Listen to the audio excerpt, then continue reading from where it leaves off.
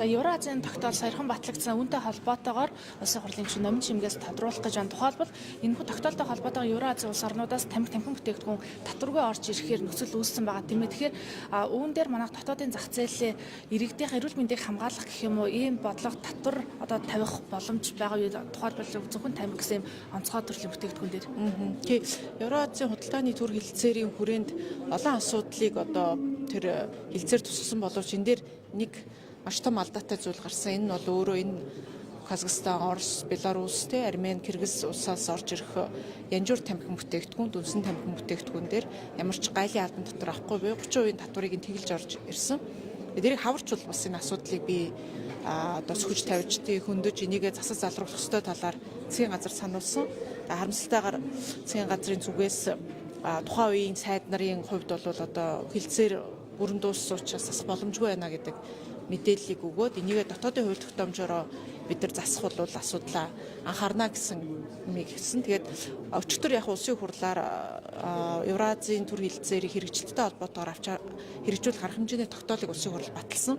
Энэ яг одоо таны асууж байгаа энэ янжуур тамхин бүтээгдэхүүн, дүнсэн тамхин бүтээгдэхүүнийг гайлын албан татваргүй болгоно гэдэг нь өөрөө нийгмийн эрүүл мэндийн асар хохиролтой зүйл болно. За энийг тэгэхээр хэрэгжиж эхлэхээс өмнө тодорхой арга хэмжээ авахыг бол засгийн газар даалгасан байгаа. Нэгдүгээрт одоо хэрэгжихээс өмнө буюу хавар гэхэд дотоодын хууль тогтоомж онцгой албан татвараар энийг нөхөж авах энэ хууль тогтоомжийн төслийг улсын хурл өргөн бариа. Хоёрдугаарт одоо тамхины хууль өргөн барьж хэлцэж байгаатай холбоотойгоор тамхины импортлогч компаниуд татвар нэмэгдэхээс өмнө бараа татаа авалтаа маш их татвараас одоо зайлсхийх зорилгоор нэмэгдүүлж байгаа 6 дахин 5 дахин 2 дахин нэмэгдсэн тамхин бүтээгдэхүүнүүд байна. Тэгэхээр энийг 2024 оныхоо импортын хэмжээтэй заавал бариа энэс дээшээ байхгүйгээр квот тогтоо гэсэн одоо хууль батлагдах хүртэл шүү дээ. Өөрөлж болно ш. Ийм чиглэлийг бол өгсөн. Тэгээ ер нь бол яг хуу миний хувьд энэ нөгөө нийгмийн эрүүл мэндийг хамгаалах хүүхэд залуучуудынхаа эрүүл мэндийг хамгаалах гэдэг үзэл санаагаар хууль санаачлаад явж явах нөхцөл байдалд засгийн газрын одоо олон улстай хийж байгаа гэрээ хэлэлцээр дээр ийм гажуудсан заалт орж ирж байгаа учраас энийг засахыг одоо засах боломжийг засгийн газарт өгж байгаа гэсэн үг.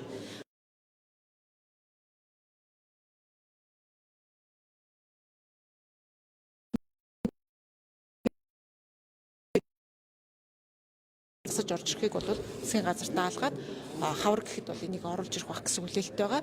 Тэгээ энийг дотоодын хууль тогтоомжоор бид нар нөхөж засаж залруулж одоо ажлыг бол хийнэ гэж харж байгаа. Хэлцээр одоо саяхан батлагдахаар яг хизээнээс эхлээд хэрэгжиж манай саяхан баталчлаа. Тэгээ бусад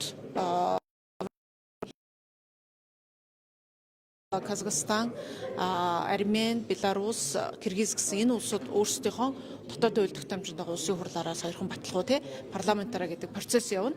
За ингээд явсны дараа одоо гадаад хэргийн яамнаас манайх энийг хэрэгжүүлэхэд бэлэн боллоо шүү гэдэг нот бичгийг хүргэснээр 60 хоногийн дараанаас хэрэгжиж эхэлнэ гэсэн заалттай юм байлээ. Тэгэхээр энэ хугацаанд буюу одоо дараагийн хаврын чуулганы үед энэ хэрэгжиж эхлэхээс өмнө бид нар дотоодын хууль тогтоомжоо илүү сайжруулад энэ алдаануудыг зассан байх ёстой л гэсэн шаардлагатай байна.